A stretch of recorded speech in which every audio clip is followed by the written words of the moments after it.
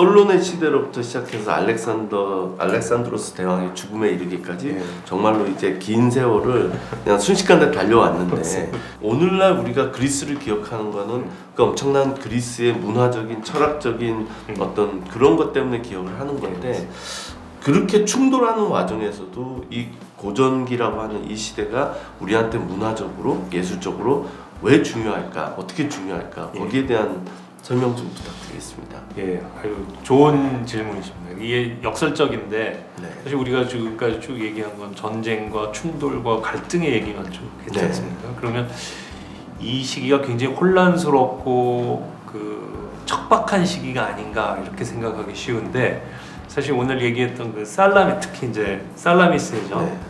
기원전 480년 그 페르시아를 물리치고 아테네가 이제 그 급부상하기 시작한 그 시점부터 해서 알렉산드로스 대왕이 죽기까지 그 시기를 보통 클래시컬 에이지, 클래시컬 피리어드 해갖고 우리나라 말로 번역을 된 고전기라고 부르거든요. 왜 고전기냐라고 했을 때 그 시대에 우리가 지금 서양의 고전이라고 말하는 것의 상당수가 그때 만들어졌기 때문입니다. 근데 그 모든 그 서구의 문명이 또 이렇게 모델로 삼았던 걸 쭉 추적해 보면 바로 그 그리스를 말할 수 있고 특히 그리스에서도 오늘 얘기됐던 그 시기를 얘기하거든요.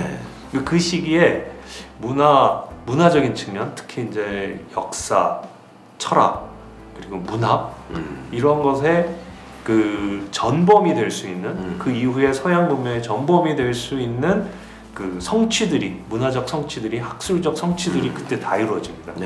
그러니까 문학의 그 원류 그러면 물론 일리아스 오디세이아도 얘기되지만 그 일리아스 오디세이아가 체계적으로 정리되고 사람들에게 인기를 얻었던 시기도 바로 이 시기고 아까 이제 이소크라테스 얘기도 했지만 자체 내에서 혼란이 되니까 그걸 그 하나로 묶을 수 있는 힘을 옛날 고전을 찾으면서 일리아스가 사실은 오디세이아가 그 시기에 아주 탄탄하게 정리된 게 아닌가 이런 시각이 있고요. 그 다음에 그리스 비극, 아이스킬로스, 소포클레스, 에우리피데스 이 3대 작가들을 얘기하는데 그 사람들이 활동했던 시기가 딱 그 페리클레스가 델로스 동맹을 강화시킨 그 시기라고 볼 수 있습니다. 그 다음에 이제 뭐 희극에서 아리스토파네스도 얘기할 수 있고요. 의학 부분 같은 데서 이제 히포크라테스가 활동했던 시기도 그 시기고 우리 역사의 아버지 그러면서 헤로도토스를 꼽잖아요. 이 헤로도토스도 그 페르시아 전쟁사를 썼는데 그 시기가 그 사람이 그 책을 마친 게 기원전 430년이래요. 그러니까 펠로포네소스 전쟁이 일어나고 그 다음에 이 책을 완성한 거죠. 그리고 이제 투키디데스도 근대적인 또는 과학적인 역사의 아버지다 이렇게 불리는 사람인데 그 사람도 바로 펠로포네소스 전쟁사를 썼죠. 그러니까 헤로도토스, 그 투키디데스 이 두 그 역사의 고전이라고 할 수 있는 그 두 사람의 작품도 바로 요 시기에 만들어졌고 아까 이제 이소크라테스 얘기도 했는데 소크라테스, 플라톤, 그 이소크라테스, 아리스토텔레스 그리고 그 이전에 아까 말씀드렸던 고르기아스를 비롯해 소피스트들 이런 철학자들이 활동했던 시기도 바로 요 고전기 시기입니다. 그러니까 우리가 지금 고전이라고 서구의 고전이라고 알려진 것들이 바로 이 시기에 만들어졌기 때문에 우리가 이 시기를 고전기라고 부르게 되고요. 흥미로운 건 그런 고전들이 어떻게 해서 나왔는가라는 걸 우리가 지금까지 얘기했던 전쟁과 이렇게 결부시켜서 얘기하면 가장 혼란스럽고 어렵고 힘든 위기의 상황 속에서 그 위기를 극복하기 위한 인간의 지성적 노력이 고전이라는 형태로 나타난 것이다. 따라서 고전이 계속 힘을 얻을 수 있는 이유는 인간이 계속 살아가면서 부딪히는 문제들이 있지 않습니까? 그리고 그 문제들을 우리가 통찰하고 그 문제를 극복할 수 있는 어떤 해결점을 찾으려고 그럴 때 해결책을 찾으려고 그럴 때 고전을 볼 수밖에 없는 게 이제 그런 데서 나오는 거죠. 제가 이렇게 그리스 세계라고 해야 되나요? 지중해에 여기 이제 여러 도시들을 이렇게 여행을 하다 보면 항상 그 도시의 옛날 도시들은 그 제일 풍광 좋은 곳에 꼭 극장이 있어요. 뭐 시칠리아에 있는 뭐 그렇죠. 시라쿠사도 예. 그렇고 뭐 타우르미나 같은 데도 그렇고 뭐 그리스도 당연히. 예.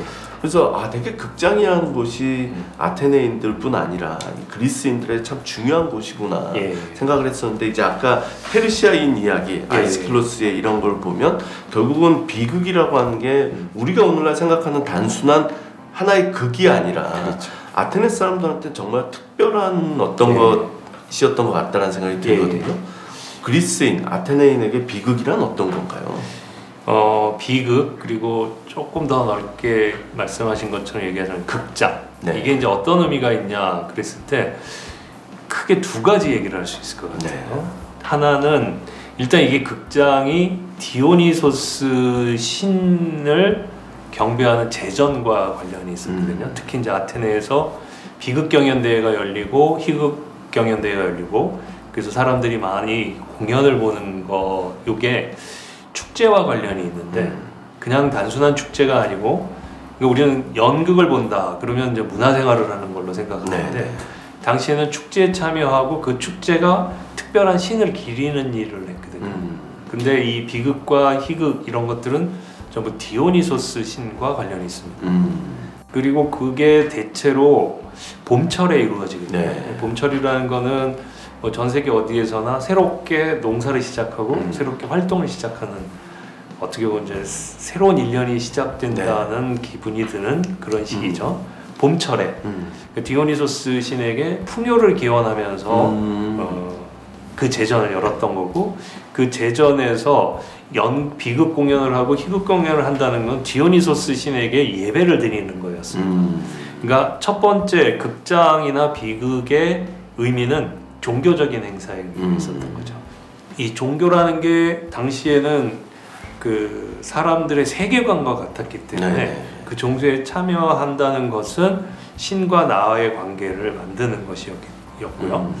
그리고 이제 제물을 바쳐서 신에게 그 기원을 하는 그런 그 예배의 형식이었던 거죠. 그걸 비극으로 이제 대체한 거라고 할 수 있는데, 그러니까 비극은 그런 점에서 신을 기리고 축복을 기원하는 그런 제사의 의미, 종교적인 의미가 있었습니다. 두 번째는 이제 학교의 의미가 있었던 거죠. 우리가 이제 그 고전기라고 얘기했고, 아까 후반부에 그 플라톤, 이소크라테스가 학교를 세웠다는 말을 했지만, 그 두 사람이 학교를 세우기 전에는 학교라는 개념이 거의 없었습니다.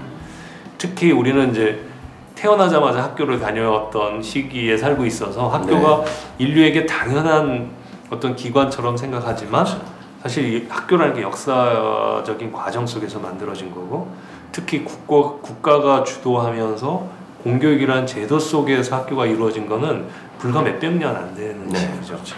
옛날에는 학교라는 게 없었어요. 모든 교육은 가정에서 이루어지고, 기본적으로. 그래서 모든 중요한 정보는 가정에서 이루어지고, 또는 조그만 그 소집단, 그러니까 직업을 기반으로 한 소집단에서 있죠. 그럼 이제 국가 전체적으로 어떤 공동체 의식을 고양하고, 또는 국가의 이념, 공동체의 이념을 얘기하고 가치를 얘기할 때, 그래서 그걸 사람들에게 다 나누고 교육을 시킬 때 어떻게 해야 하는가, 이제 이런 고민이 있을 수 있잖아요. 그런 역할을 했던 게 바로 극장이고, 공간적으로는 극장이고, 시간적으로는 축제라는 기간을 두는 거죠. 그러니까 축제는 우리가 생각하는 것처럼 단순한 종교 행위나 여흥의 시간이 아니라 사람들을 모아놓고 거기서 얘기를 하면서 공동체의 어떤 그 이념을 만들어 나가는. 지금 방금 말씀하시니까 문득 예전에 이제 고려 태조 왕건이 죽을 때 유언 중에 하나가 연등회를 반드시 해야 된다. 그게 결국 불교 축제가 아니라, 그게 지금 방금 말씀하셨듯이 어떤 불교적인 사상이나 거기에 포함된 고려라고 하는 나라의 국가 이념, 사회의 어떤 기본 가치들을 사람들한테 설파시킨다. 약간 이런 느낌이 저는 딱 들었거든요. 네, 맞습니다. 그러니까 이게 같이 모이면서 하나가 됐다는 느낌을 가질 수가 있고, 공동체 의식을 가질 수 있고, 거기에서 사람들끼리 주고받는 이야기, 또는 누가 대표자가 얘기하는 이야기는 그 사람들에게 일종의 교육적 콘텐츠가 되는 거죠. 그런 점에서 그 그리스는 바로 그 디오니소스 축제뿐만 아니라, 제가 이제 그 조사를 해봤더니 1년 12달 내내 축제를 하더라고요. 그래서 달마다 축제가 최소 하나에서 3개까지 있는 거예요. 그러니까 다른 말로 하면 일주일에 한 번씩 모인 경우도 있고 적어도 한 달에 한 번씩은 공동체가 모여서 축제를 벌인다는 거죠. 왜 국가가 이런 축제를 계속 이끌어 나갔을까 했을 때 그게 우리는 하나하고 같이 살아가는 공동체라는 의식을 주면서 우리 공동체가 지향해 나가야 될 게 무엇인지를 얘기할 수 있는 기회를 만드는 거죠. 그 지도자들에게는. 그러니까 결국은 축제라는 게 학교 구실을 했던 거죠. 학교가 없는 시절의 학교. 그리고 이제 극장이 그 대표적인 얘기라고 할 수 있습니다. 그래서 비극이 어떤 의미가 있느냐. 그리고 우리는 예술적이고 문화적인 측면을 지금은 얘기할 수 있지만 당대로 가면 그게 종교였고 또는 종교였으면 동시에 사회 교육이었던 거죠. 거기서 그 성인들만 출입이 가능했으니까 19세 이상의 성인들이 거기서 듣고 느끼고 깨닫고 공감한 내용을 집에 오면 이제 아이들에게 가르쳐 주는 거죠. 그럼 아이들이 그 가르침을 받고 자기도 커지면 성인이 되면 또 극장에서 얘기를 하는 거죠. 그러니까 이제 뭐 학벌이나 우리는 지금 어느 학교 나왔냐라는 학벌이 굉장히 중요한 사회인데 그 당시에는 그런 학벌이 없는 사회였다고 볼 수 있죠. 요즘 사실 이제 어떻게 보면 방금 말씀하셨듯이 어떤 학교라는 틀이 없고 그리고 이제 학벌이라고 하는 것이 존재하지 않던 시절이 있었는데 요즘 보면 갈수록 뭐랄까요, 학벌의 중요성이 좀 예전보다는 별로 안 중요하게 생각되는, 그거보다는 좀 더 다른 가치가 있지 않을까라는 움직임과 흐름도 있어 보이고, 또 코로나 이후에 사실은 이제 대면 교육이라는 거, 학교의 틀 속에서 아이를 가르친다라는 게 참 많은 변화가 있을 것 같아요. 맞습니다. 특히 이제 디지털 4차 산업을 기반으로 해서 디지털 시대가 온다라고 얘기를 많이 하잖아요. 그래서 교육계 자체에서도, 교육부도 그렇고 이 공적인 기관 자체에서도 이제 공간의 제약을 벗어나서 많은 사람들에게 교육의 기회를 열어주고, 그리고 그 공간에 구속되지 않는 교육을 하려고 많이들 노력을 했었거든요. 근데 이게 실제 실현이 잘 안 됐었어요.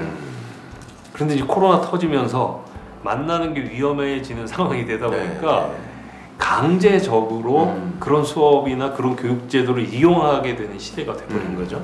눈에 보이는 건 조용하고 적막한 학교지만 그 온라인 그 교육을 통해서 온택트라는 말을 쓰던데, 온택트 방식을 통해서 활발하게 교육 활동이 계속 이루어지고 있는 거죠. 제가 굉장히 그 특이하게 생각했던 것 중에 하나가, 저희 학교에서는 그 휴학을 하고 군 복무를 하는 학생들이 그 여가 시간이나 주말 시간에 빈 시간을 이용해서 공부를 하고 학점을 이수할 수 있는 기회를 열어줬어요. 물론 이제 코로나 이전부터 준비를 해오던 건데, 그 군에 가 있는 학생들이 여가 시간을 이용해서 이제 제 강의를 듣고 학점을 이수할 수 있는 거예요. 생각해 보니까 이젠 학교라는 것이, 그리고 학교에서 이루어지는 정보의 교환과 전달이라는 것이 이 학교라는 공간에 구속되지 않는구나, 이런 생각을 한 거예요. 그러면 학교는 이제 새로운 개념으로 정의가 되어야 되는 거죠. 학교는 특정한 공간에 사람들이 모여서 정보 전달하고 서로 인적 관계를 맺는 것, 이렇게 규정되다 보니까 어떤 학교를 나왔느냐가 그 학교 내의 어떤 그 공동체 의식이랄까, 학벌이라는 걸 만들어내죠. 그리고 이 학교에서의 강의를 듣고 이 학교에서의 정보를 얻으려면 이 학교에 들어와야 되기 때문에 상당히 배타적인 교육이 이루어졌던 거죠. 근데 지금 제가 말씀드린 이런, 그러니까 뭐 군 휴학생들을 위한 원격 강의가 일반화되는 걸 우리가 급진적으로 생각해 보면 학교와 학교 사이의 담도 무너질 수 있을 거라고 생각이 되는 거예요. 그러면 이제 자기가 관심과 의지와 노력만 하면은 자기가 원하는 정보를 모두 얻을 수 있는 시대가 열리지 않는가.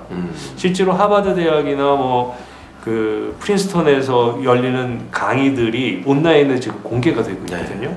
그러면 이제 유학을 가지 않아도 거기에 중요한 교수들이 하는 내용을 얻을 수 있다는 말이죠. 책보다도 훨씬 더 열린 방식으로 자기가 교육을 원하는 지식과 정보를 얻을 수 있는 기회가 열리는 거죠.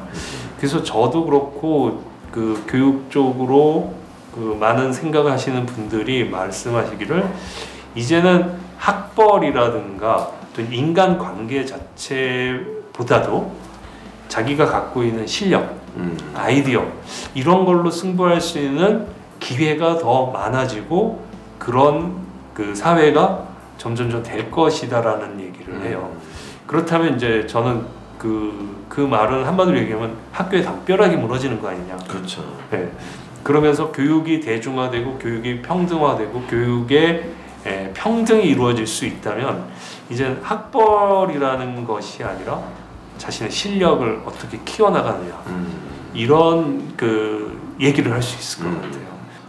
그리스 아테네가 처음에 어떻게 보면 극장이라는 걸 통해서 나름대로 교육 혁명을 한 거잖아요. 그렇죠. 그 전까지는 시민에게 일반인에게 혹은 국민에게 교육을 시킬 필요가 없었지만 결국 이제 민주주의를 하다 보니까 공동체 정신도 고양시키고 면주주의가 어떻게 가야 되느냐라는 것들도 축제라는 형식 속의 비극을 통해서 가르쳤다면 지금도 약간 이제 어떤 그런 거대한 변혁 혹은 혁명의 시대에 우리가 지금 진입하고 있다. 이제 그런 단초들이 보인다라고 생각하시는 거죠. 예, 맞습니다. 지금 말씀하신 거를 현대에 적용해 본다면 이 팬데믹 코로나 사태가 우리에게 가져다준 위기도 있지만 기회라고 한다면은 우리 시대에 이제 극장이 열리는 거라고 볼 수 있다고 생각합니다. 그래서 모든 시민들이 원하는 교육을 받을 수 있게끔 이제는 이제 국가도 나서고 또 기업도 사회적인 봉사 차원에서 나서면서 많은 사람들에게 양질의 교육을 이렇게 개방하고 그래서 우리 공동체가 더 높은 수준의 의식과 가치를 그리고 윤리와 공동체 의식을 가지고 함께 나아갈 수 있는 길을 만들 수 있는 아주 좋은 기회가 되지 않나.